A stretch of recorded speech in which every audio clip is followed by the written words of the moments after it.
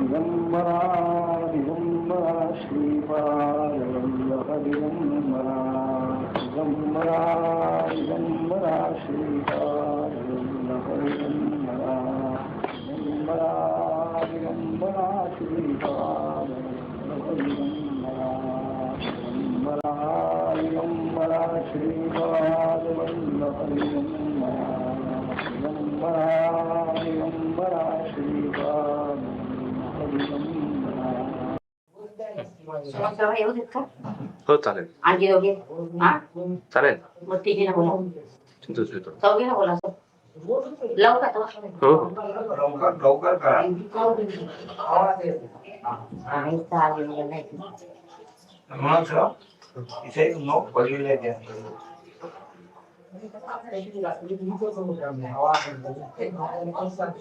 आले आले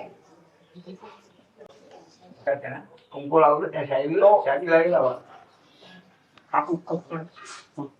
नारळ लावले त्याच्यावर नारळ हा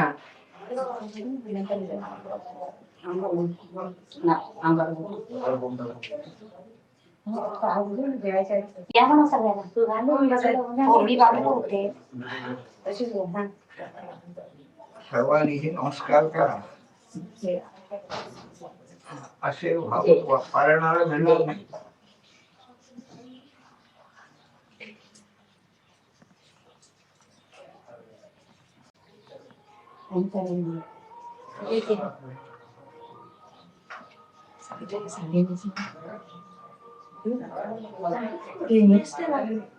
आणि काय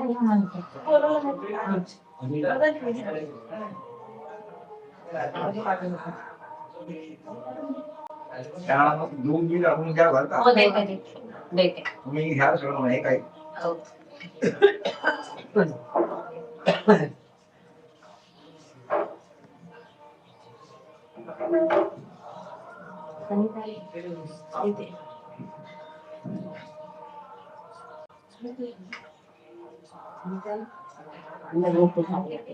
आणि आम्ही झाले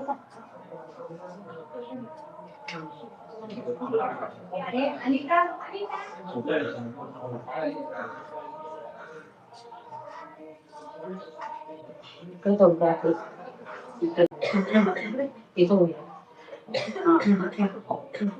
पद्धत दिवाळी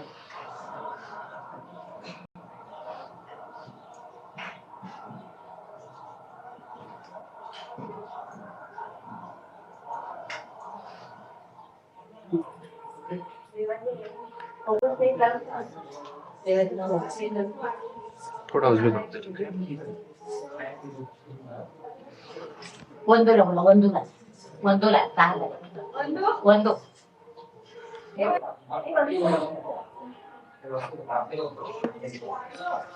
चल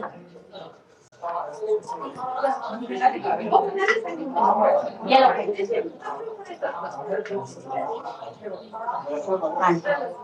आमटीला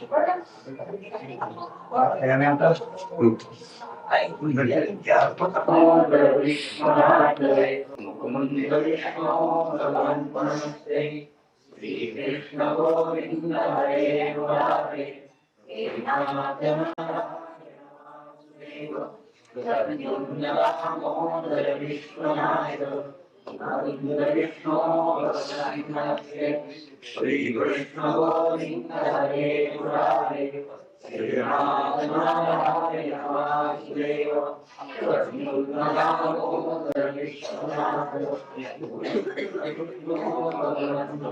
श्री सरस्वदामना अन्यांश्च हस्तचरण श्रवण त्वगादीन् पुराणान् नमो भगवते पुरुषाय बुद्धे मूकं करोति वाचालं पङ्गुं लङ्घयते गिरिं यत्कृपातमहं वन्दे परमानन्दमाधवम् आपदामपहर्तारं दातारं सर्वसम्पदां लोकाभिरामं श्रीरामं भूतोऽहम् यत्र यत्र रघुनाथकीर्तनं तत्र तत्र नमस्तकाञ्जलि बाष्पवारि परिपूर्णलोचनं मारुतिं नमत रक्षसान्तकम् पुस्तकजपवटहस्ते वरदाभयसिंहचारुबाहुलते कर्पूरामलदेहे वागीश्वरि चोदया शुभमाशम् हरे नमः हरे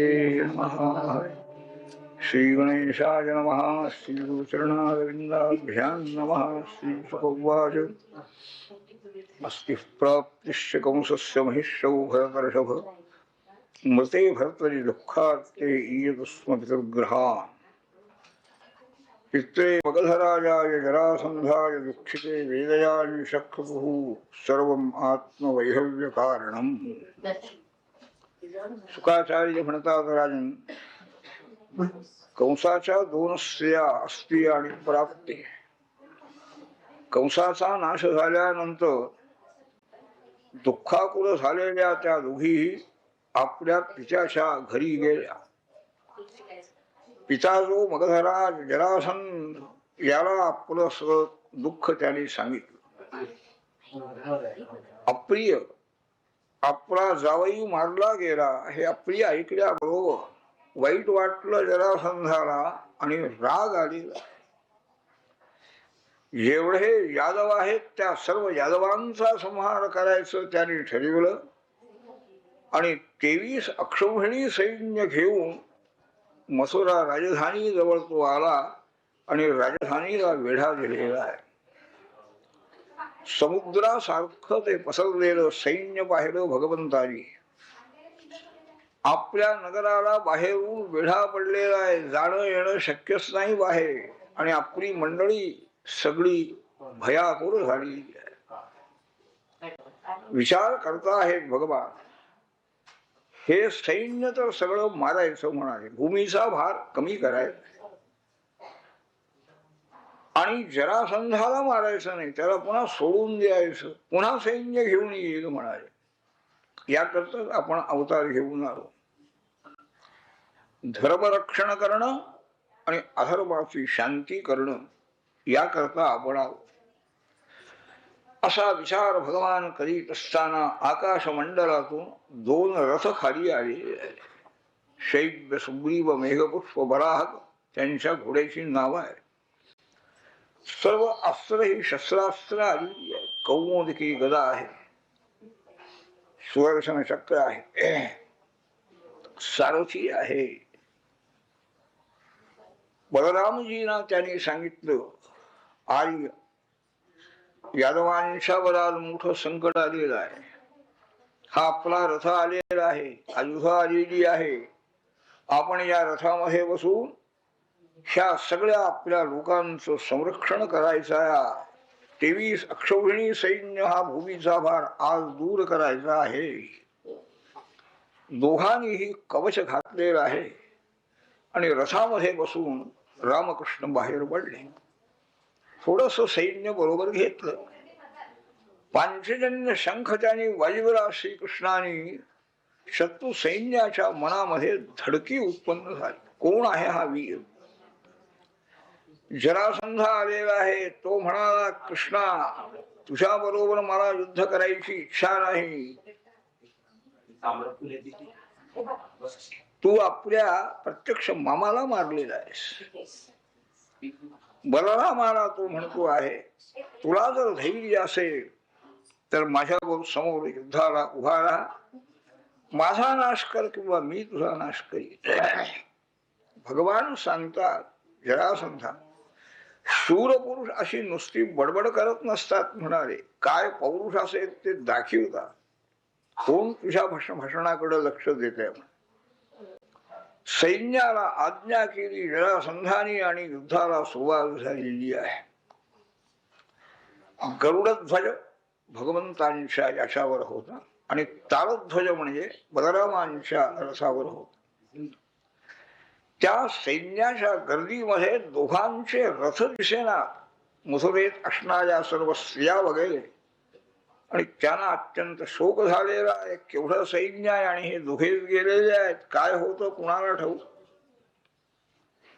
शार्ंग धनुष्य जे आहे ते सज्ज केलं भगवंतानी आणि बाणवृष्टीला सुरुवात झाली. भात्यातून बाण केव्हा काढतात आणि केव्हा जोडतात, केव्हा सोडतात, काहीही कुणाला कळलं नाही. इतक्या वेगाने कार्य चालले. हजारो आणखी सैनिक मरून पडत आहेत.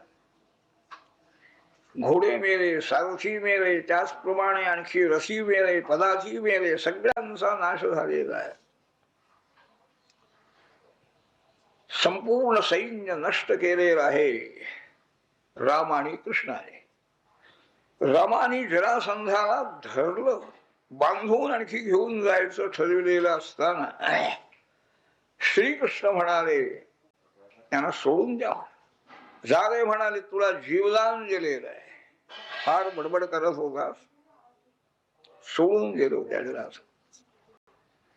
पराभव झाल्यामुळे आता आपण राजधानीमध्ये न जाताना आणि हिमालयामध्ये जावं, तपश्चर्या करा म्हणून तो जरासंध निघाला. पण त्याची मित्रमंडळी राजे होते पुष्कळ. त्यांनी सांगितलं पराभव झाला म्हणून मनाला इतकं लावून घेण्याचं काय काम आहे, आपण आणखी सैन्य जमवू, आणखी युद्धाला जाऊ. याप्रमाणे विजय मिळाला. वाद्य वाजत आहे, द्रव्य वगैरे पुष्कळ मिळालं युद्धामध्ये. ते घेऊन आणखी मथुरा राजधानीमध्ये रामकृष्ण प्राप्त झाले. युद्धामध्ये मिळालेलं सर्व द्रव्य यदुराजा जो उग्रसेन याला त्यांनी समर्पण केलेलं आहे. शुकाचार्य म्हणतात राजा याप्रमाणे 17 वेळा तो जरासंध आणि 23 अक्षौहिणी सैन्य प्रत्येक वेळेला घेऊन आलेला आहे. आणि प्रत्येक वेळेला तितकं सैन्य या दोघांनी मारलेलं आहे. जरासंधानं सोडून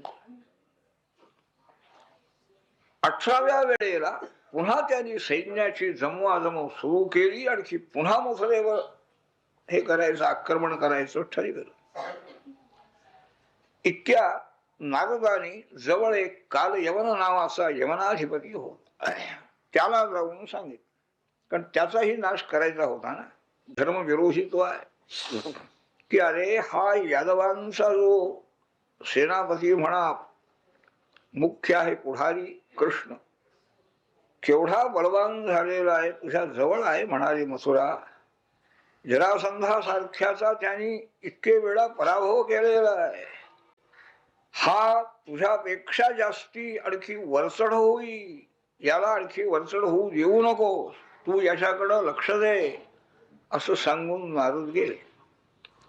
त्यांनीही पुष्कळ सैन्य जमा केलेला आहे आणि आला मथुरा राजधानीला वेढा देऊन बसला.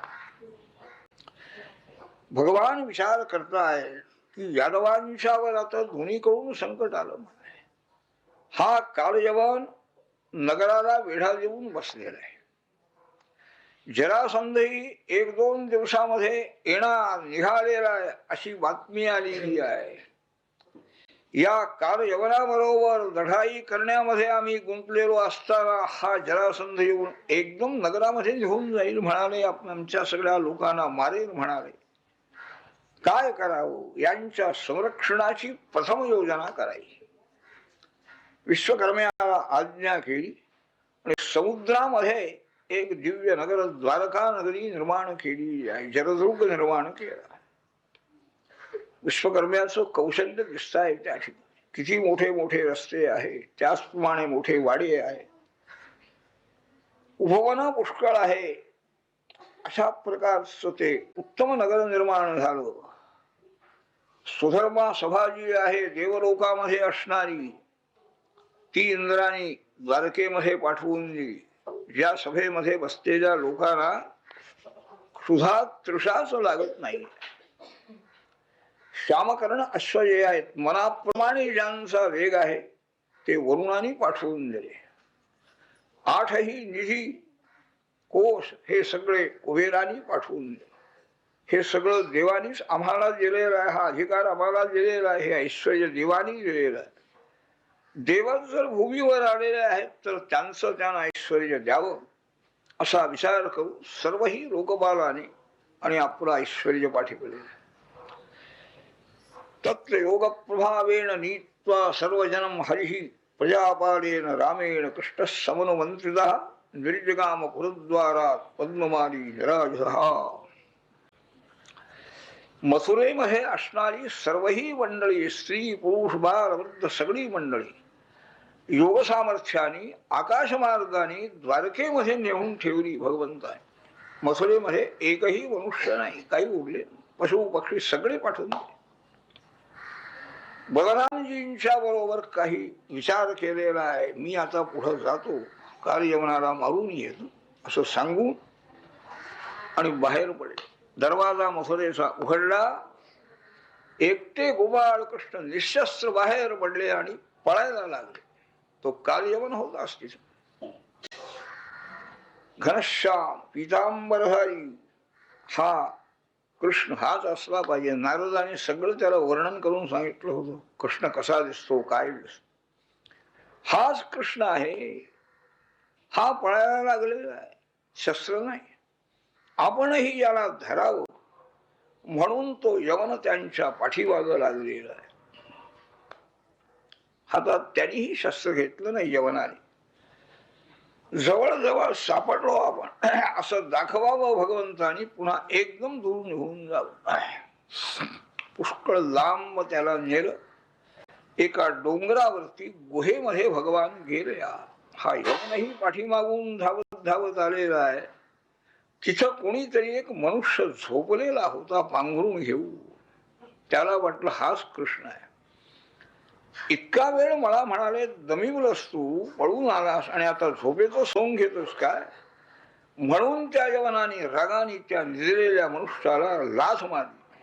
तो एकदम जागा झाला आणि रागाने त्या काल यवनाकडे पाहिल्याबरोबर त्याच्या शरीरातून अग्नी उत्पन्न झाला आणि काल यवनाचं शरीर नष्ट होऊन गेले. गोपाळ कृष्ण नंतर पुढे आले. कोण आहे तो असं राजाने विचारलं.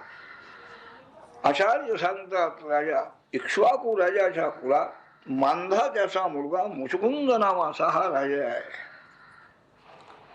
देवानी त्याची प्रार्थना केली, आमचे सेनापती आपण व्हा, आमचं रक्षण करा, दैत्यांचा पराजय करा. पुष्कळ कालपर्यंत स्वर्ग लोकामध्ये मुचकुंद राजा देव संरक्षणा करता राहिलेला आहे. बरेच दिवस गेले. त्यांनाही कार्तिक स्वामी मिळाले सेनापती. देवानी सांगितलं, राजे साहेब आता आमचं काम झालेलं आहे. पुष्कळ राज्य त्याग करून सगळे स्त्री पुत्र परिवार सोडून आपण आमच्या करता इथं आला. आता इतका काळ गेलेला आहे की पृथ्वीवर आपल्यापैकी कोणीही शिल्लक नाही, जिवंत नाही आहे. तुमची मुलं गेली, स्त्रिया गेल्या, आप्तइष्ट सगळी मंडळी तुमच्या वेळेची नाहीशी झाली. पुष्कळ काल गेलेला आहे. आमच्यावर उपकार तुम्ही केले, संरक्षण केलं. तुम्हाला काय वर पाहिजे तो सांगा. फक्त मुक्ती मागू नका. मुक्ती देण्याचं सामर्थ्य त्या श्रीहरीच फक्त आहे. देवानी याप्रमाणे सांगितल्यानंतर त्यांनी वंदन केलं देवाला. मला म्हणाले, विश्रांती घ्यायची, झोप घ्यायची. बरेच दिवस झोप घेतली नाही. मग त्या देवानी याला सांगितलं, या गुहेमध्ये तू निघून राहा. तुझी निद्रा पूर्ण होण्यापूर्वी तुला जो जागा करी त्याच्यावर तुझी दृष्टी पडल्याबरोबर त्याचं शरीर दग्ध होऊन जाईल. ती स्थिती झाली. हे यांना सगळं माहिती होतं ना, कुठं कोण आहे, कुणाकडून कुणाचा नाश करायचा, कसं काय. काल यवनाला यांनी स्वतः मारलं नाही, इथं घेऊन आले आणि त्या मुचकुंदाची दृष्टी पडल्याबरोबर तो जळून गेलेला आहे. आणि मग त्याच्यावर कृपा करण्याकरता भगवान पुढे आले.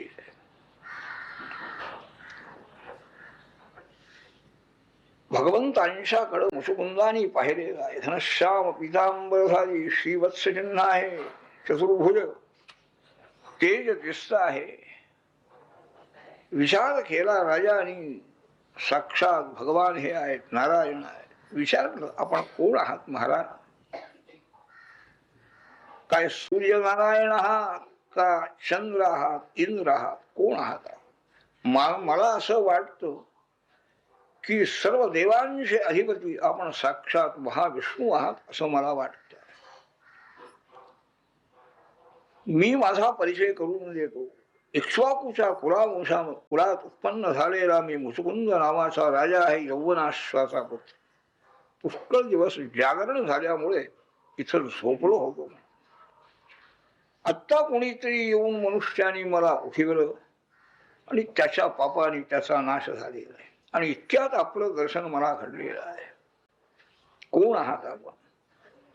भगवान म्हणाले, राजा, माझा जन्म, माझी कर्म, माझी नाव पुष्कळ आहेत, काय कोणतं सांगायचं? आज मी कुठं जन्माला आलो, आजचं माझं नाव काय हे तुला सांगतो.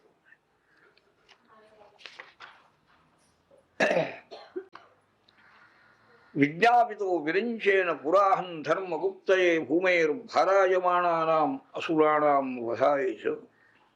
ब्रह्मदेवाने धर्म संरक्षणाकरता आणि भूमीला भारभूत झालेल्या असुरांचा नाश करण्याकरता मला प्रार्थना केली.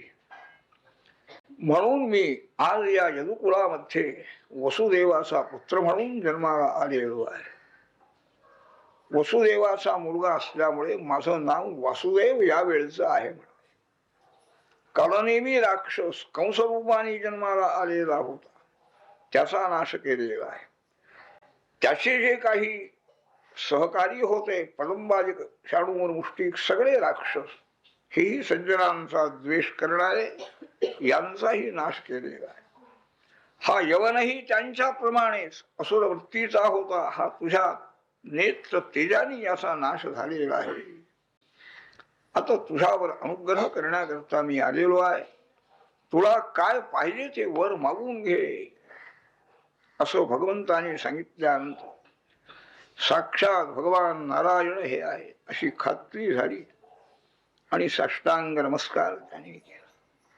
मुचुकुंद म्हणतो, देवा, विमोहितो जंजन ईश मायया तरीयया त्वां नभजत तनर्थदृक. सर्व ही जीव जन्माला आलेले आपल्या माया मोहामध्ये सापडलेले आहेत आणि आपल्या भजनाकडे त्यांचं बिलकुल लक्ष नाही.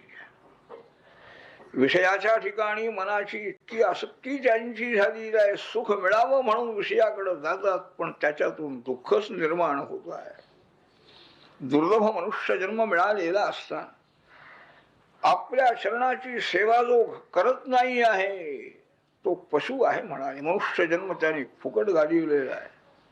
माझंही आयुष्य आजपर्यंत फुकट गेलेलं आहे ह्या राज्य मदामुळे आणि मला काही कळलं नाही. स्त्री पुत्र राज्य यांच्यामध्ये आसक्त होऊन मी राहिलो. यामुळे आणखी असावध मी राहिलो. माझं आयुष्य काही सार्थ झालेलं नाही. तेव्हा या संसारातून फिरणारा जो आहे, जन्ममरण प्रवाहात सापडलेला हा जीवात्मा, त्याला आपल्या कृपेनं आपल्या भक्तांची संगती जर घडे तरच तो आपल्या जवळ येऊन पोचू शकतो. माझ्यावर असा अनुग्रह झाला. आपला राज्य माझं गेलं, संपलं, मला काही ती सगळं संबंध संपला म्हणाले आणि आज आपल्या दर्शनाचा योग आलेला आहे. मला कोणताही वर नको म्हणाले. आपली सेवा घडावी याशिवाय दुसरा कोणताही मला वर नको आहे. सर्व आशा, सर्व वासना टाकू आणि आपल्याला मी शरण आलेलो आहे, माझ्यावर कृपा करा अशी प्रार्थना त्यांनी केलेली असताना भगवान सांगतात, राजा, मतिस्ते विमलोज्जिता वरैः प्रलोभितस्यापि नकामैर्विहताजरा. तुझी बुद्धी अत्यंत निर्मल आहे म्हणाले. वर मागायला तुला सांगितलं, पाहूया काय मागतोय. हा लोभ निर्माण करण्याचा मी प्रयत्न केला म्हणाले, पण तुला कोणताही वर नाही. निष्काम प्रेम भक्ती तुझ्या चित्तामध्ये आहे. तू सावध आहेस की नाही हे पाहिलं म्हणाले. माझे एकनिष्ठ भक्त जे आहेत त्यांच्या बुद्धीमध्ये कोणतीही कामना राहत नाही, बुद्धिभेद त्यांचा होत नाही. मनाला आवरण्याकरता योगाभ्यासही सांगितलेला आहे, परंतु त्या योगाभ्यासाने मनाचा पूर्ण निग्रह होत नाही. युंजानानाम अभक्तानाम प्राणायामा मनः अक्षीण वासनम राजन दृश्यते पुनरुत्थितम. मनाचा निग्रह करणं, प्राणवायूला स्थिर करून प्राण हा अडवून मनालाही अडवायचं म्हणजे स्थिर करण्याचा प्रयत्न करणारे जे आहे, पण ज्यांच्या अंतःकरणामध्ये भक्ती नाही, केवळ योगाचा अभ्यास करताय, प्रयत्नाने आम्ही आमचं मन जिंकू असा प्रयत्न करणारे जे आहे, त्यांचे मन हे वासनाक्षय होत नाही. सूक्ष्म वासना त्यांच्या मनामध्ये राहतात आणि पुन्हा बाहेर ते मन जात संसारामध्ये पुन्हा पडत आहे. जा म्हणाले, सर्व पृथ्वीवर संचार कर, माझी भावना धारण करू. क्षत्रिय धर्माला अनुसरून आजपर्यंत तुझ्या हातून पुष्कळ आणखी हिंसा झाली जी आहे. शिकारीमध्ये हिंसा झाली, युद्धामध्ये हिंसा झाली. ते सर्व जे पाप आहे तपश्चर्येनं ते पाप तू दूर कर. पुढच्या जन्मामध्ये आणखी ब्राह्मण तू होशील. सर्वांच्या ठिकाणी सौहार्द भावना तुला उत्पन्न होईल. आणखी माझी प्राप्ती तुला होईल, तू मुक्त होशील. भगवंतानी त्याला मार्गदर्शन केलं. प्रणाम करू आणि तो मुसुकुंद राजा गुहेच्या बाहेर पडलेला आहे. बाहेर आल्याबरोबर सगळी माणसं, पशु, झाड वगैरे अगदी लहान लहान त्याला दिसायला लागली. पूर्वीच्या युगातला तो त्यावेळचा आकार आणि आत्ताचा आकार त्याला विलक्षणच अंतर वाटलेला आहे. कलियुग आलेला असावं अशी त्याची कल्पना झाली आणि उत्तर दिशेला गंधमादन पर्वतावरती तो गेलेला आहे. श्रद्धेनं तपश्चर्या करतो आहे. बद्रिकाश्रमामध्येही येऊन राहिलेला आहे. शीतोष्ण सुखदुःख सर्वही सहन करतो आहे. हरीची आराधना करतो आहे. कृतार्थ तो झालेला आहे. श्रीकृष्ण परमात्मा त्या गुहेतून बाहेर पडले, मथुरेजवळ आलेले आहे. राम तयार होतेच तिथं. दोघांनी एकदम त्या काळ यवनाच्या सैन्यावर जोराचा हल्ला केला आणि सर्व सैन्य मारलं. त्याने पुष्कळ त्याला संपत्ती मिळाली त्या यवनाच्या युद्धामध्ये. ते सगळं धन बैलावर, उंटावर सगळं घेऊन ते मथुरेला निघालेले आहे. इतक्यात तो जरासंध निरोप आलाच होता. तो 18व्या वेळेला 23 अक्षौहिणी सैन्य घेऊन पुन्हा आलेला. इतकं सैन्य यांनी मारलं 17 वेळेला, तरी पुन्हा तितकं सैन्य आणलं. त्याचा तो वेग पाहिला आणि रामकृष्णाने ते सगळं धन टाकून दिलं आणि पळायला लागले. याच्या बरोबर आत्ता युद्ध करून उपयोग नाही म्हणाले. मनुष्य लीला आहे. भीती वाटली असं दाखव. तो जरासंध अगदी आनंद झाला त्याला. आज तरी मी तुला जिंकलं की नाही म्हणतो आहे. तोही त्यांचा पाठलाग करतो आहे. पुष्कळ दूर आलेले आहेत रामकृष्ण. एका डोंगरावर चढून गेले सुद्धा. कुठं गेले, काय गेले पत्ता नाही. म्हणून त्यांनी आपल्या सैनिकांना सांगितलं, चारी बाजूनी आणखी हा डोंगरच पेटवून द्या म्हणाले. म्हणे हे जळून जावे. आग लावली त्या संबंध डोंगराला आणि जरासंध सैन्य घेऊन आपल्या राजधानीकडे निघून गेले. शत्रूला समजणार नाही अशा मार्गाने दोघेही खाली उतरलेले आहेत आणि द्वारकेमध्ये येऊन पोचलेले आहेत. पराजय काय, जय काय, दोन्ही सारखा आहे. सुख सांगतात राजा. आदत्त देशाचा अधिपती रेवत राजा ब्रह्मदेवांच्या आदेशाप्रमाणे त्यांनी आपली कन्या रेवती बलरामांना दिली. हे तुला पूर्वी सांगितलेलं आहे. भगवान श्रीकृष्ण परमात्म्याने भीष्मक राजाची कन्या जी आहे रुक्मिणीच्या बरोबर विवाह केला. त्यावेळेला आलेले अनेक राजे विरोधी होते. जरासंधही प्रमुख होता. ह्या सर्व राजांचा पराजय केला त्यांनी आणि सर्वांच्या समक्ष रुक्मिणीचं हरण करून घेऊन ते याला द्वारकेला गेले, तिथे विवाह झालेला आहे. ती कथा सांगा महाराज, रुक्मिणी विवाहाची कथा, अशी राजाने प्रार्थना केल्यानंतर सुख सांगतात राजा. राजासी भीष्मको नाम विदर्भाधिपतिर्महान तस्य पंचाभवन पुत्रा कन्यैका च वरांना. विदर्भ देशाचा अधिपती भीष्मक नावाचा राजा होता. त्याला रुक्मी, रुक्मरस, रुक्मबाहू, रुक्मकेश आणि रुक्ममाली अशी 5 मुलं होती आणि रुक्मिणी नावाची एक कन्या. नारदादिक महर्षी वारंवार राजवाड्यामध्ये येत होते आणि नारदानी मुद्दाम ती रुक्मिणी ही तिथं बसलेली असायची आई बाबांच्या जवळ. नारदानी मुद्दाम सांगायचा, हो तुमच्या मुलीला एक वर मी पाहून आलेलो आहे. द्वारकेचा राजा आहे, पराक्रमी आहे. जरासंधाचा त्यांनी असंख्य वेळा पराभव केलेला आहे. काल यवनाला त्यांनी मारलेला आहे. अत्यंत सुंदर आहे, पराक्रमी आहे, असं वर्णन करावं. तिकडं द्वारकेमध्ये राहून वसुदेव देवकी यांना म्हणावं, अहो आता तुमच्या कृष्णाचा विवाह तुम्हाला करायचा नाही का? करायचा म्हणाले. मुलगी आहे म्हणाले, मी पाहून आलेलो आहे. विदर्भाधिपती भीष्मक राजाची कन्या रुक्मिणी ही अत्यंत बुद्धिमान आहे, सुंदर आहे, शीलवती आहे, कृष्णाला योग्य भारी आहे. त्यांना तिथं सांगा. कृष्णांच्या कानावर ही बातमी आहे. त्यांनाही वाटलं ही कन्या आपल्याला वधूवरी आहे. तिकडे रुक्मिणीनेही कृष्णांचं वर्णन ऐकल्यामुळे आपल्याला कृष्ण हेच पती प्राप्त व्हावे अशी तिची भावना आहे. सर्व मंडळी, भीष्मक राजा, त्याची पत्नी, बाकीची सगळी भाऊ वगैरे, बंधू वगैरे, त्यांना बरं वाटतं रुक्मिणीची जर इच्छा आहे तर ही आपली रुक्मिणी कृष्णाला द्यावी. सर्वांचा निश्चय झाला. पण त्या रुक्मिणीचा जो ज्येष्ठ बंधू रुक्मी नावाचा होता तो कृष्णाचा वैरी होता, द्वेष करीत होता. शिशुपाल वगैरे जे कृष्ण द्वेष करणारे त्यांचा तो मित्र होता. नाही म्हणाला, माझी बहीण मी कृष्णाला देऊ देणार नाही. त्याला काय राज्य आहे का काय आहे? माझा मित्र शिशुपाल हा राजा आहे, त्यालाही रुक्मिणी द्यायची.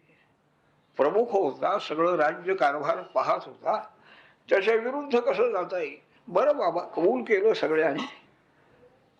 रुक्मिणीला मात्र अत्यंत दुःख झालेलं आहे. कोणीच आता तिच्या बाजूचा नाही आहे.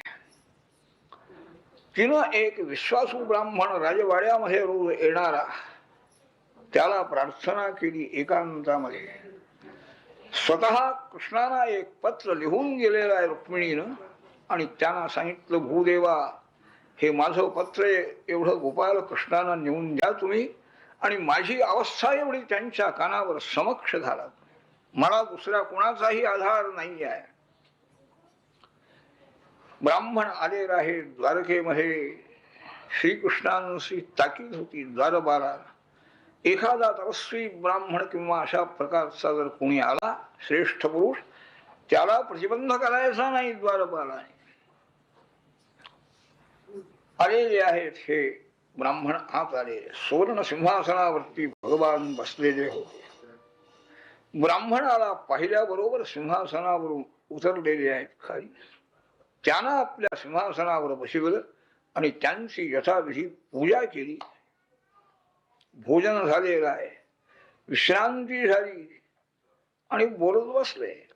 वर बसलेले आहेत आसनावरती, सिंहासनावर ब्राह्मण. आपण त्यांच्या पायाजवळ बसले. भगवान पाय दाबताय. काय भूदेवा, तुम्ही कोणत्या राज्यातून आलेले आहात? तुमच्या राज्यामध्ये धर्माचरण हे करतात की नाही सगळी मंडळी? आपल्यासारखे ब्राह्मण संतुष्ट राहणारे जे आहे त्यांना धर्माचरणाचं फल निश्चित मिळतं म्हणाले. असंतुष्ट राहणारा धर्माचरण करून सुद्धा त्याला काही सुख लागत नाही आहे. विप्रान स्वलाभ संतुष्टान साधून भूत सुहृत्तमान निरहंकारिण शांतान नमस्ते शिरसा असकृत. भगवान गोपाळ कृष्ण सांगतात, जे असे विप्र, जे काही दैवयोगाने मिळेल त्याच्यामध्ये संतुष्ट राहणारे, अत्यंत साधू भक्ती, सर्व भूतांशाबरोबर प्रेम करणारे, प्रेमाने वागणारे, निरहंकारी, अत्यंत शांत असे जे विप्राय, त्यांना मी शिरसा वंदन करतो, निरंतर वंदन करतो म्हणाले. गोपाळ कृष्ण सांगताय, गो ब्राह्मण प्रतिपालक आहेत. हा जातीयवाद नाही आहे, हा विचार केला पाहिजे. अशा रीतीनं कुठून आपण आला, काय कामा करता आला, सगळं मला सांगा म्हणाले. ब्राह्मणाने सगळं सांग. आमची राजकन्या अत्यंत दुःखी कष्टी झालेली आहे म्हणाले.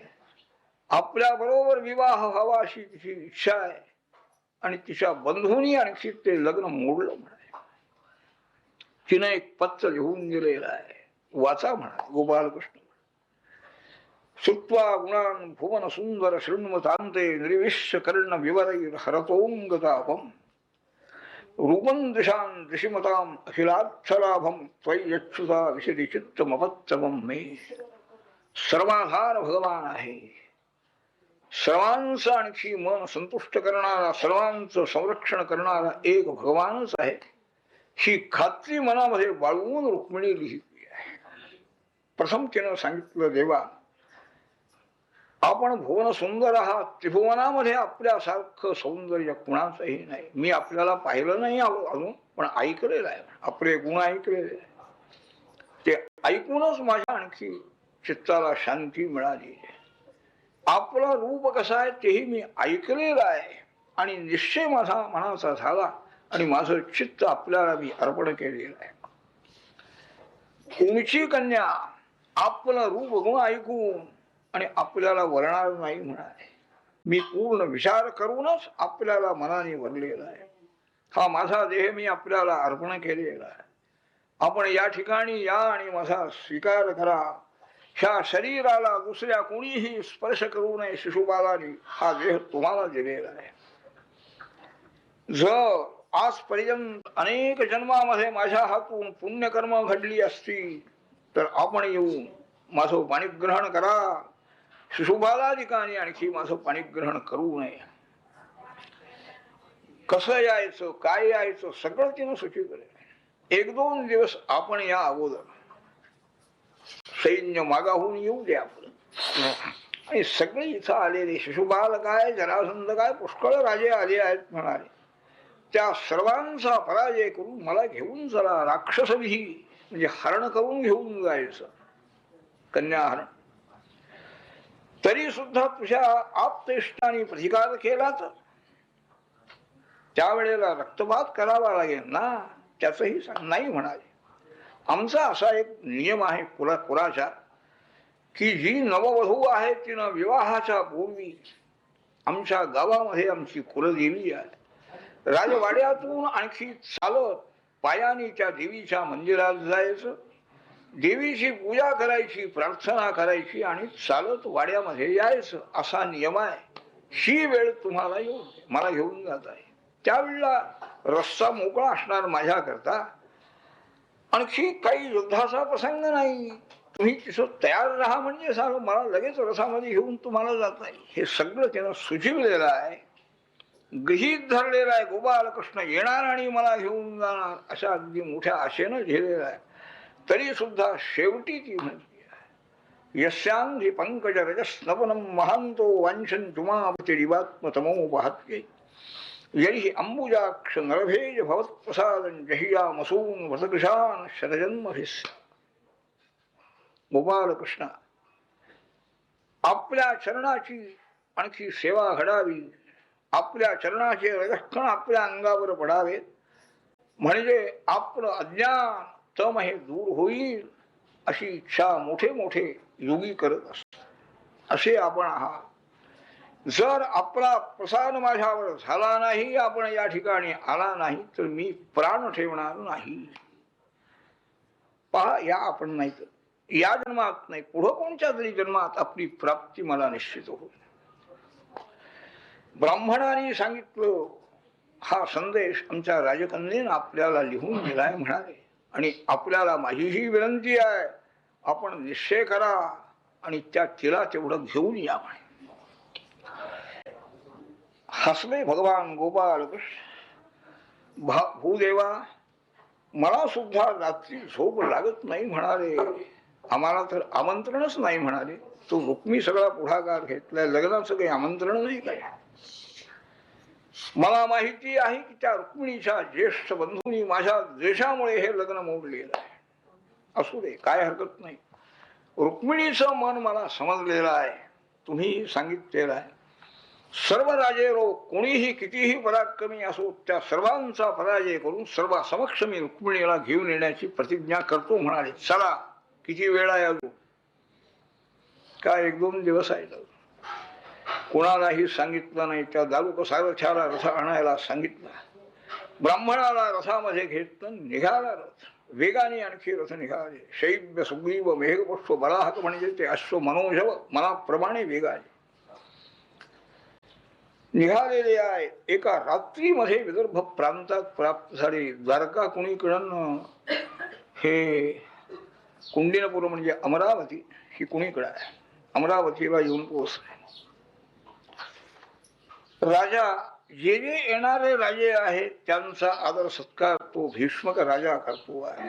शिशुपाल नियुक्त जो जामात आहे तो आलेला आहे, त्याचं वऱ्हाड आलेला, त्याचाही आदर सत्कार केला. त्याला राहण्याकरताही उत्तम व्यवस्था केली आहे.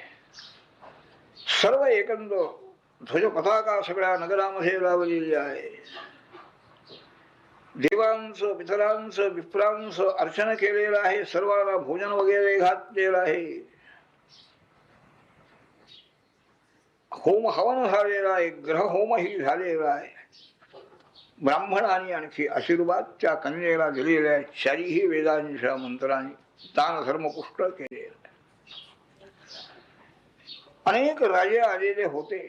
शाल्व राजा आहे, जरासंध आहे, दंतवक्त्र आहे, विदूरथ आहे, पौंड्रक राजा. शिशुपालाच्या पक्षाचे एवढे राजे लोक होते ते नुसते नाही, पुष्कळ सैन्य बरोबर घेऊन आलेले आहे.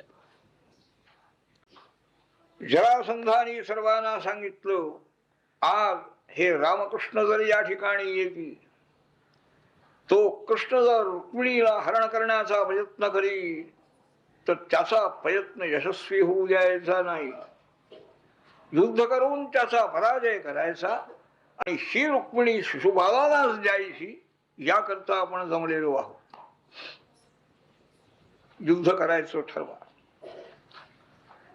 हे इकडे यांचं चाललेलं आहे. भगवान श्रीकृष्ण तर रथामध्ये बसून निघून गेले, पण लगेच बलरामजींना ते समजलं ना. कुणी ते ऐकलं होतं या दोघांचा संवाद. हे रथामध्ये बसून पुढे गेलेले आहेत अमरावतीला. एकटा गेला म्हणाले, राजे लोक इतके जमलेले आहेत आणि एकटा जाऊन काय करणार. भ्रातृस्नेह आहे, बंधू प्रेम आहे. लगेच यादवांचं सैन्य त्यांनी जमा केलं. अत्यंत पराक्रमी यादव आहेत. अनेक युद्धामध्ये ज्यांनी आणखी विजय मिळवले. हत्ती घोडे सगळे सैन्य तयार केलं. आणखी बलरामजीही वेगाने निघाले. अरे येऊन पोचले. अजून विवाहाला अवकाश होता. रुक्मिणी आणखी वाट पाहती आहे, भगवंताची वाट पाहती आहे, ब्राह्मणाची वाट पाहती आहे. अजून ब्राह्मण नाही. अहो त्र्यामांतरित उद्वाहू मेलूप राससहा. काय करायचं म्हणाले, माझं दैव मला अनुकूल नाही. एक रात्र आता फक्त शिल्लक राहिली, उद्या आणखी माझा विवाह होणार. भगवान श्रीहरीही प्राप्त झाले नाहीत आणि तो ब्राह्मणही आला नाही. काही सांगायला काय, माझ्या ठिकाणी काहीतरी दोष त्यांना दिसला काय भगवंताला, म्हणून आले नाहीत काय. मला कोणीही, गौरी माता, भगवान शंकर, कोणाचीही माझ्यावर कृपा नाही. त्यांचं मी अर्चन केलं आजपर्यंत, सगळं फुकट झालेलं आहे. निराश झाली रुक्मिणी. डोळे झाकून घेतलेले आहेत. तिनं काय करायचं आता, कोणाला सांगायचं. अश्रू नेत्रामध्ये आलेले आहे. इतक्या तिला शुभ शकून, डावा डोळा आणि डावा हात पूर्ण पावतलाय. शुभ शकून झाल्याबरोबर तिनं डोळे एकदम उघडले. समोर दरवाजामध्ये तो ब्राह्मण अत्यंत प्रसन्न मुखाने उभा आहे. या या ओ देवा, तुमचीच वाट पाहते आहे. सांगितलं, रुक्मिणी केव्हा आला? मी आत्ताच आलो म्हणे. गोपाल कृष्णांच्या रसात बसूनच मी आलो. कृष्ण आलेल्या सांगण्याची जरुरी नाही. पण त्यांनी सांगितलं, गोपालकृष्णाने प्रतिज्ञा केली आहे, म्हणाले रुक्मिणीला मी घेऊन जाणार आहे, तुला आता कुणाची भीती बाळगण्याचं कारण नाही. इतका आनंद झाला. त्या लक्ष्मीदेवी स्त्री आहे, ब्राह्मणाला काय द्यावा, केवढं काम केलं याने माझं, भगवंताला आणून माझ्याजवळ आणखी भेट करून देणार आहे, ह्या ब्राह्मणाला याच्या योग्यतेप्रमाणे देण्याचं माझ्याजवळ नाही आहे, असा विचार त्या महालक्ष्मीनं केला. आणि भूदेवा, मी तुम्हाला काही देऊ शकत नाही, फक्त नमस्कार करते म्हणून त्याच्या पायावर मस्तक ठेवले. नवशंती ब्राह्मणाय प्रियमन्यननामसा. इकडं बाहेर वार्ता पसरलेली आहे, रामकृष्ण आलेले आहे. भीष्मक राजाला समजल्याबरोबर त्यांना सामोरा गेलेला आहे. मधुपर्क पूजा केली, वस्त्र अलंकार अर्पण केलेले आहे. त्यांना राहण्याकरता उत्तम प्रकारचे वाडे वगैरे सगळे योजना केली, सैन्याची व्यवस्था केली, चारा पाण्याची. असे सगळे राजे लोक पुष्कळ आलेले आहेत. पृथ्वीवरचे सगळे राजे लोक जवळजवळ कृष्णाच्या विरुद्ध सगळे जमले आहेत एका ठिकाणी. आणि गोपालकृष्ण त्याकरताच मुख्यतः आलेले. कोणाचा पराक्रम किती आहे पाहायला मिळेल म्हणाले.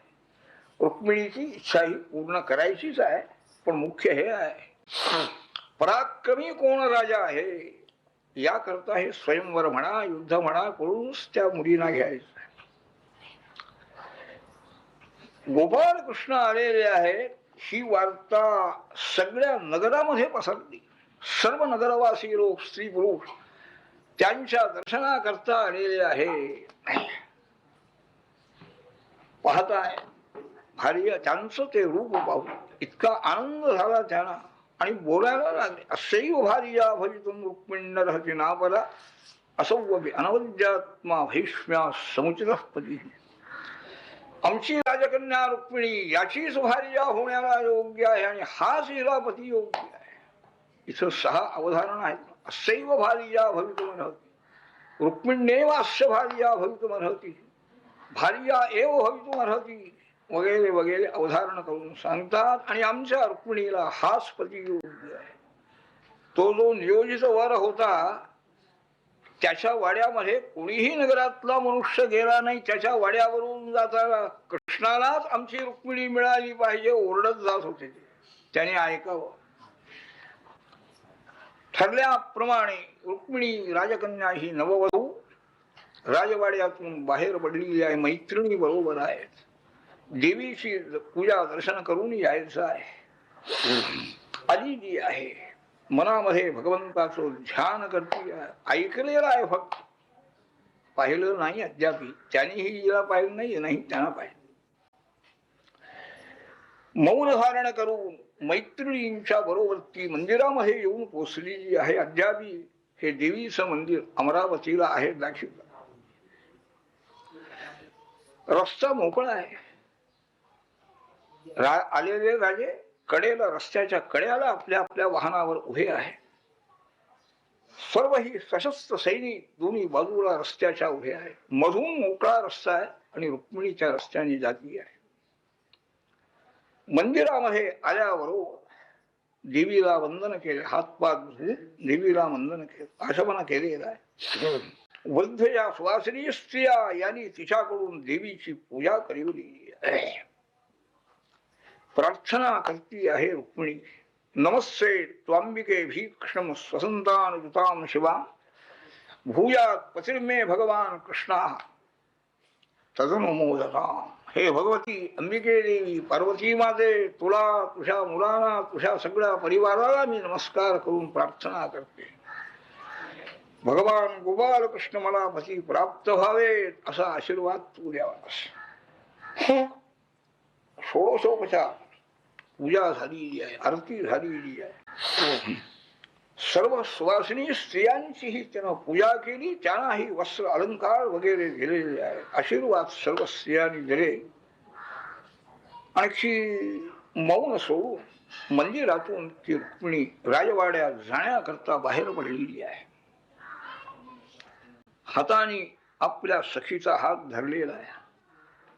कोण कोण राजे लोक आलेले आहेत ते सगळे राजे लोक रस्त्याच्या कडेला, कोणी रथात आहे, कोणी घोड्यावर आहे, कोणी हत्तीवर आहे, असे सगळे रुक्मिणीला पाहण्याकरता उभे राहिले.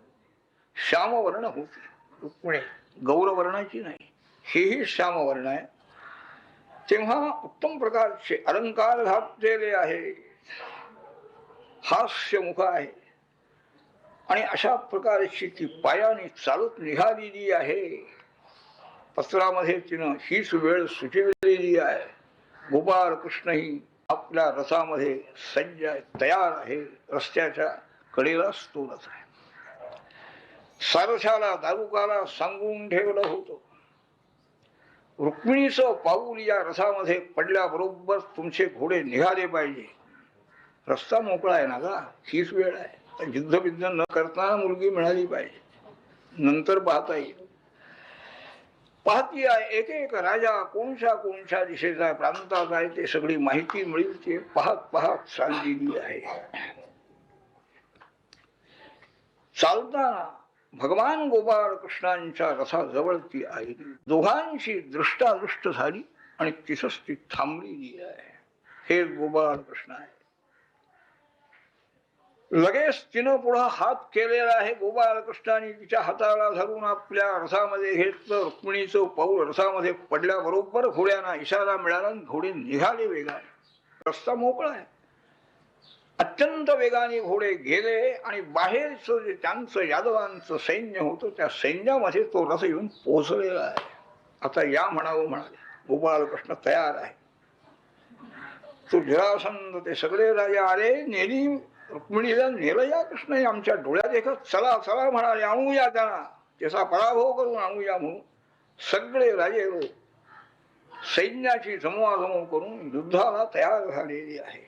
आणि ते भयंकर युद्ध सुरू झालं. रुक्मिणी श्रीकृष्णांच्या जवळ रथामध्ये आहे आणि भगवान गोपाळ कृष्ण ही युद्ध करतायत. राम आहेत, यादवांचे अनेक वीर आहेत मोठे मोठे. तिला भीती वाटली. काय इतके सगळे राजे लोक आलेले आहेत, प्रतिस्पर्धी विरोधी युद्ध करतायत, आपलं कसं होईल. पाहिलं तिला, गोपाळ कृष्णांच्या मुखाकडं पाहिलं. भगवान हसले.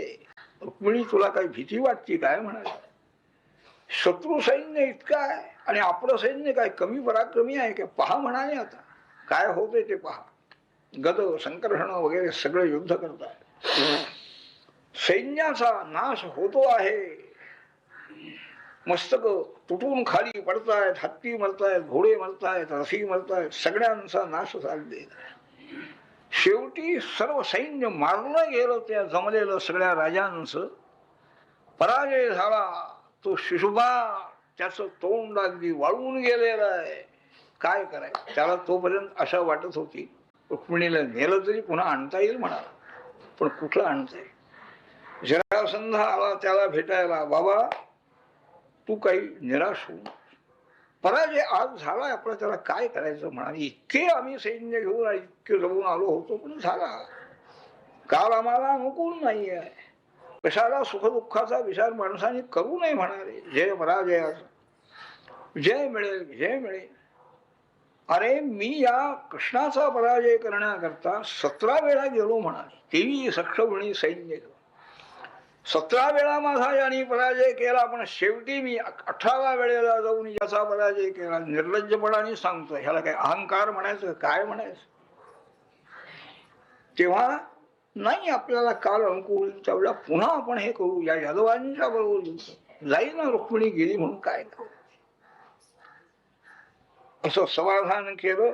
शिल्लक राहिलेलं सैन्य घेऊन सर्व राजे लोक आणि आपल्या राजधानीमध्ये निघून गेले. तो रुक्मिणीचा बंधू रुक्मिणी हा सैन्य जमवून निघालेला आहे. नाही म्हणाला, मी रुक्मिणीला जाऊ देणार नाही. पाठलाग करतो आहे. अरे साम म्हणाले, गवळ्याच्या मुला माझ्या बहिणीला घेऊन जाता येणार नाही तुला, कुठं निघालास. सारथ्याला भगवान म्हणाले, हा एक शिल्लक राहिलाय म्हणाले, थांबीवर समोर उभा कर. आणि सुरुवात झाली. रुक्मीही मोठा महारथी होता. श्रीकृष्णांचं आणि रुक्मीचं युद्ध सुरू झालेलं आहे. त्यांनी त्याचे 4 घोडे मारले श्रीकृष्णाने रुक्मिणीचे. एका बाणाने सारथी मारला, त्याचा ध्वज तोडून टाकला, धनुष्य तोडलेला आहे. पुन्हा त्यांनी दुसरं धनुष्य घेतलं, तेही तोडून टाकलं. हातामध्ये जे जे शस्त्र त्या रुक्मिणी घ्यावं ते सोडण्यापूर्वीच यांनी बाणाने ते शस्त्र तोडून टाकलं. त्याला शस्त्र घेताच येईल. मग रागाने ढाल तलवार हातात घेऊन तो रुक्मिणी खाली रथाच्या खाली उडी मारून कृष्णाला मारण्याकरता त्यांच्या रथाकडे धावत धावत निघालेला आहे. त्याच्या हातात ती तलवार ढाल तोडून टाकली. तो जवळ आल्याबरोबर त्याला ठार मारण्याकरता आपली तलवार म्यान्यातून श्रीकृष्णाने उपसली.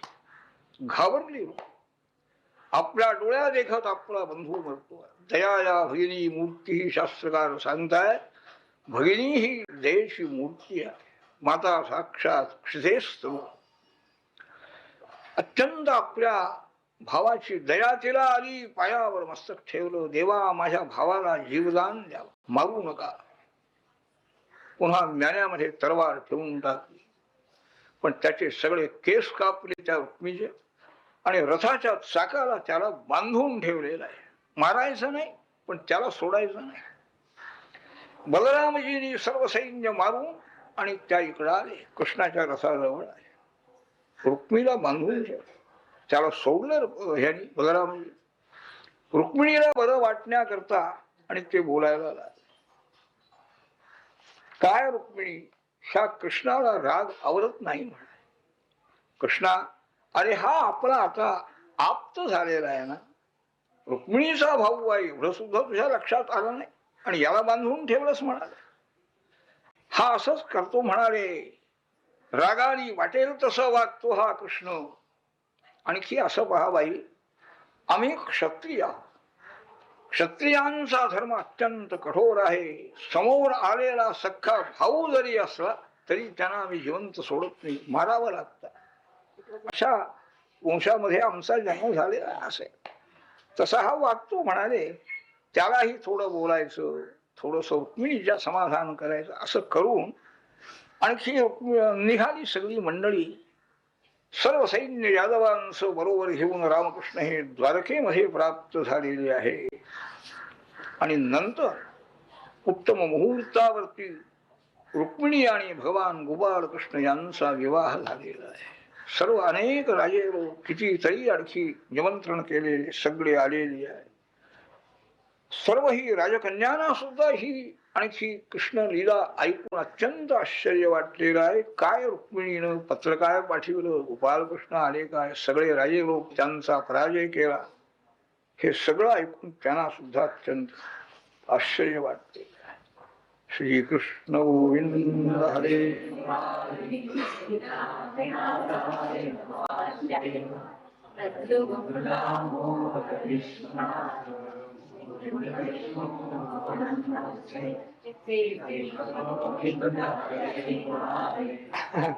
तुम्हाला सांगायचं विसरलं नाही. आमची कल्पना नेहमीप्रमाणे दुभारीच आहे. आता जायचंय का? जायचंय नाही जायचं. बरं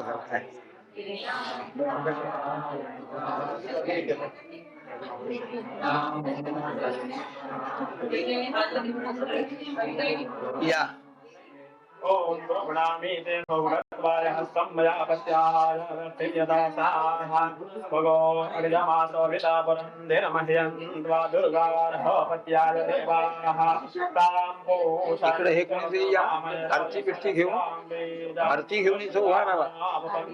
आरती वगैरे घेऊन इथं उभा राहावा म्हणावं.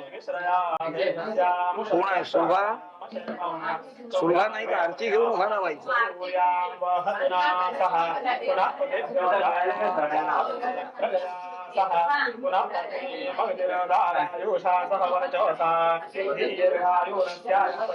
कुठा सुलभा सुमा?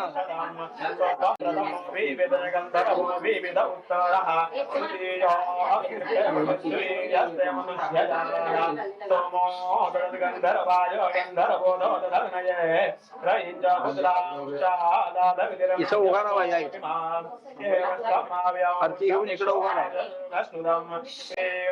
समुद्रमुद्रयेन्द्रोभिर्मोदमानौ स्वेगुहे आरप्रदाञ्जमेषु प्रजापतिराजदसाय समानत्वर्यमा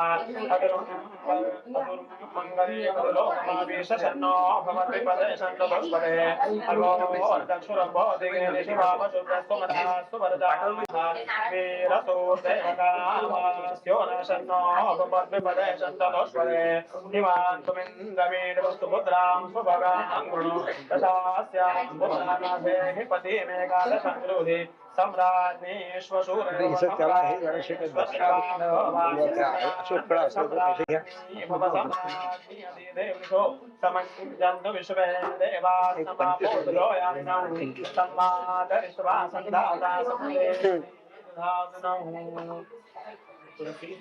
महाविष्णवे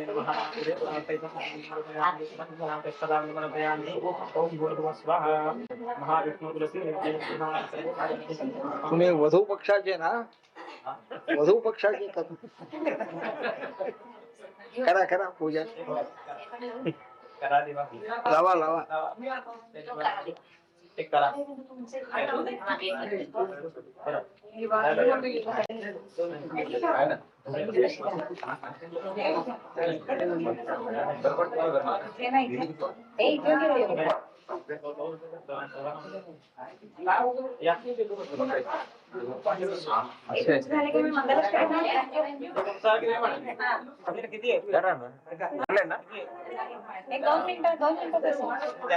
या बाजूला आहे 3 कडे धरण सोबत नाही त्यांचं झाल्यावर खाली बसून धरत आहे का म्हणलं म्हणा नाही त्यांचं झाल्यावर म्हणायचं ते म्हणतात तुमचं नाही का?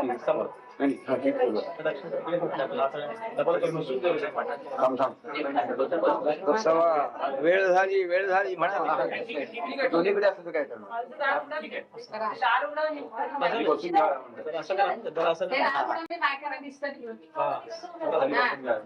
ते खाली बसा, सगळ्या खाली बसा म्हणजे दिसत. तुम्ही पण बसा खाली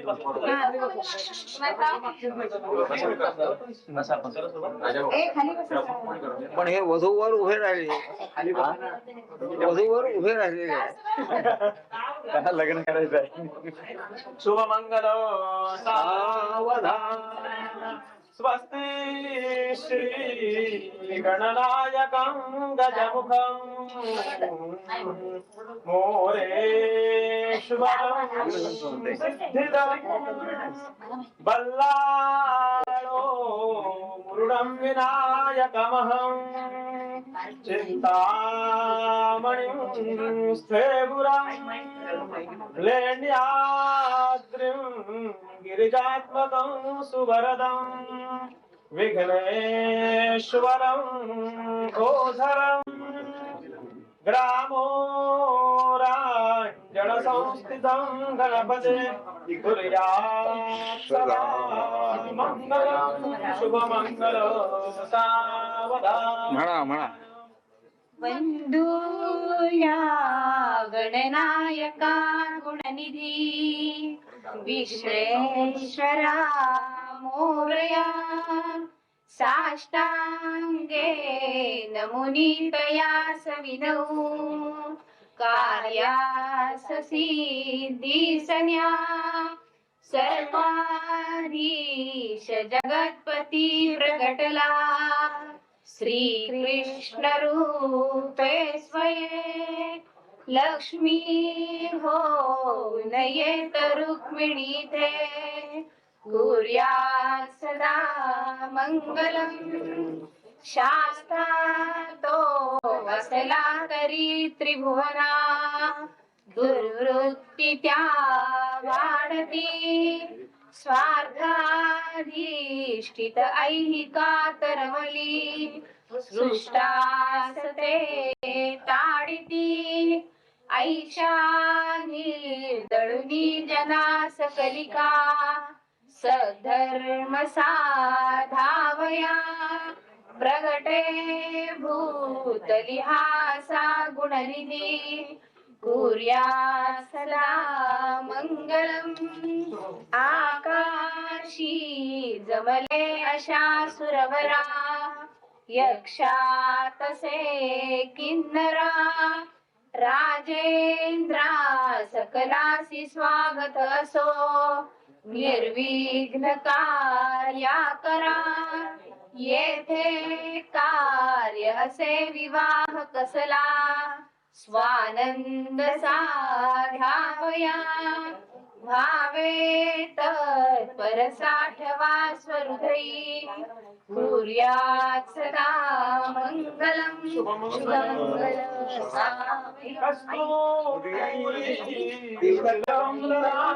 पटले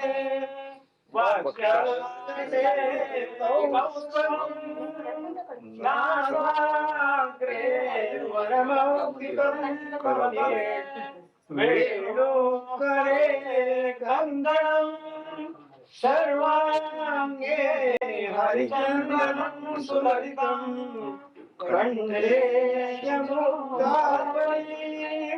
गोपश्री परिवेष्टो जयते, कुर्यात् सदा आपण एक म्हणा म्हणतो. सजल जलद नीरो यो न सूयात्रिबाला. विनिहत निज कालो यो मलो दिव्यलीला. अमर विपुल कीर्ति सच्चिदानंदमूर्ति. हृत निज भजकार्ति पत्वसौ दिव्यमूर्ति. जन्माद्यस्य यतोऽन्वयादितरतश्चार्थेष्वभिघ्नस्वराट् तेने ब्रह्महृदायादिकवये मुह्यन्ति यत्सूरयः. तेजो राजिवृतां तथा विनिमयो यत्र त्रिसर्गो मृषा. दाम्ना स्वेन सदा निरस्तकोकं सत्यं परं धीमहि. शुभमङ्गलम्. कौमारी कमलात्मजा कमलजा, कामेश्वरी कालिका. काली कौमुदी कालरात्रि कमला, कात्यायनी कालिका. कामाक्षी कल्याणी कलिकल्मषापहरिणी, कारुण्यकल्लोलिनी. कामाक्षी करवीरवासिनी सदा, कुर्यात् सदा मंगलम. शुभमंगलम सदा विजयते. रामं रमेशं भजे. रामेणानिशाचरचमो. रामाय तस्मै नमः. रामेणास्तिपरायणं परतरं. रामश्चर्यास्तोऽस्म्यहम्.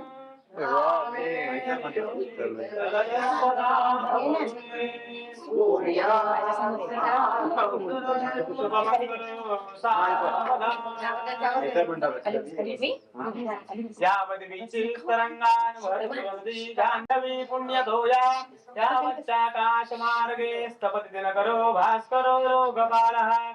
यावद् वज्रेन्द्रनीलस्फटिकमणिशिला वर्तते मेरुशृङ्गे, तावत् त्वं पुत्रपौत्रे स्वजनपरिकृतो जीवशम्भो प्रसादात् सुमूर्तो सावधानम् महेन्द्रस्य प्राप्ते देवता.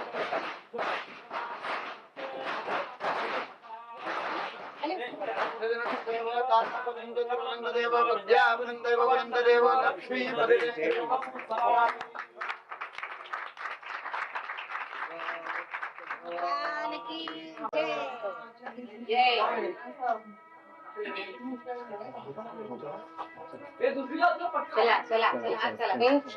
ते राहू दे बस.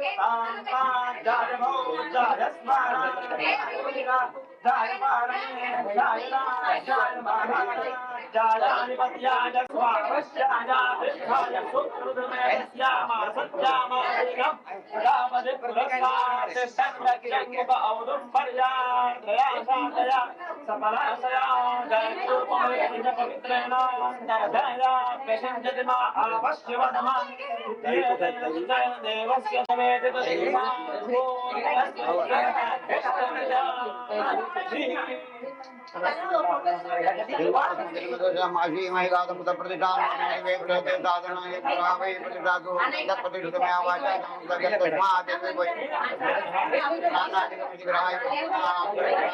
प्रतिष्ठा में गोपाया जीवरे ज्यादा अन्य समानांग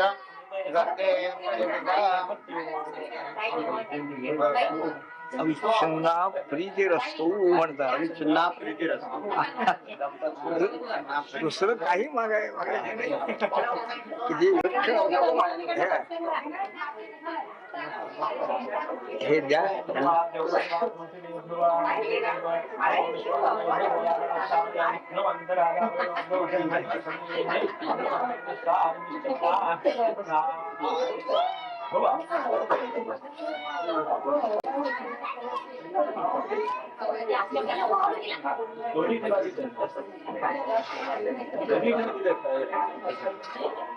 हे त्यांना दक्षिणा द्या.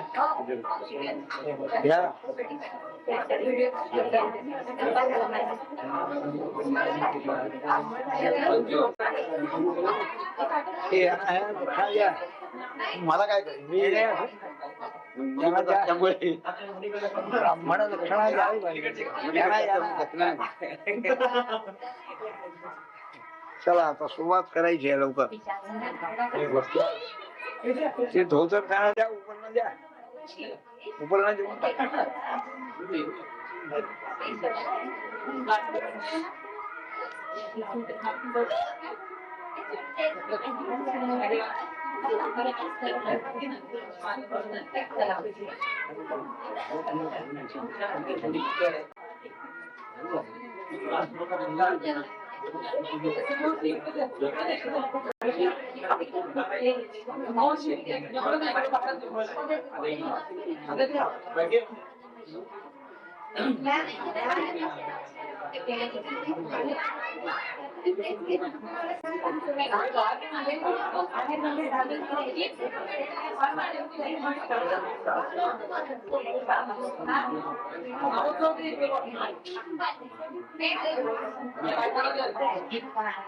बारा झाले. एक अर्धा तास करू.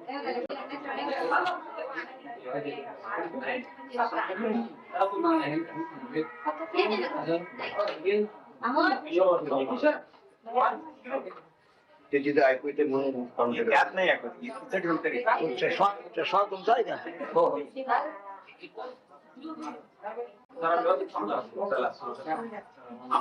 तुम्हाला काय परवा सांगितलं काय नाही? किती वाजता? रविवारी रविवारी किती वाजता? तुमचं हे साधारण गीता किती रोजच्याप्रमाणेच होणार ना? आम्ही नंतर हे पाद्यपूजा करणार आहे. ती किती वाजता करा? जेवणाच्या अगोदर 8 साडेआठ संपेल ना? नाही आम्ही 8ला इथं स्वाहाकार करावं म्हणतो. स्वाहा मी 9 वाजता संपेल. संपेल का? तुम्हाला काय हरकत आहे? तुम्हाला अडचण नाही. नाही मी घेऊन जाईन मध्येच. रविवारी आहे ना. होय. रविवार इथं स्वाहाकार करणार म्हणजे कुठं तुम्ही बाहेर नाही करता नाही, आमचा मी करतो इथे. इथे? इथेच करतो इथे. बर. आणि ते काही काढून टाकतो. ते काही हो काढता येईल. आपली संध्याकाळी आहे ना. हा? पाद्यपूजा संध्याकाळी करायची. पाद्यपूजा संध्याकाळी नाही. 10ला 10 साडेदहा या काय 40 काय पुढं नाही काय. पत्ते भूयस्तमे भू दिगंबरा दिगंबरा श्रीपाद हरिगंबरा